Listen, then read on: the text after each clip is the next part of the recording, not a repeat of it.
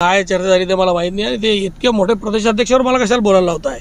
आणि खऱ्या अर्थाने तुम्ही बघितले असेल तर आज मुलींसाठी जी महत्त्वाकांक्षी योजना उच्च शिक्षणासाठी डिक्लेअर झाली विधानसभेच्या अधिवेशनामध्ये 1 जुलैपासून त्या मुलींना उच्च शिक्षण सगळ्यांना मोफत मिळणार आहे। हे बघितलं पाहिजे, चष्मा लावला पाहिजे, चष्म्याचा आकडा बदलला असेल तर तो बदलवला पाहिजे।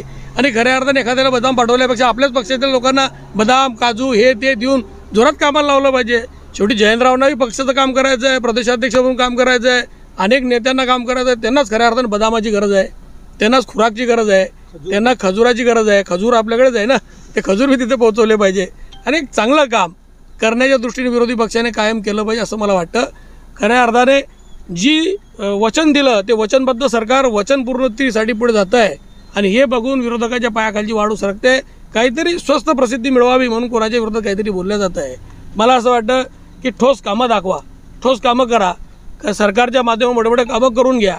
सरकारच्या आपण ऑलरेडी आपल्याकडे सरकार पण आहे, एकाच कुटुंबात सरकारचे केंद्रीय मंत्री पण आहे, तुम्ही पण आहात। एवढी चर्चा केल्यापेक्षा फायदा लोकांचा कसा करता येईल तो प्रयत्न करा।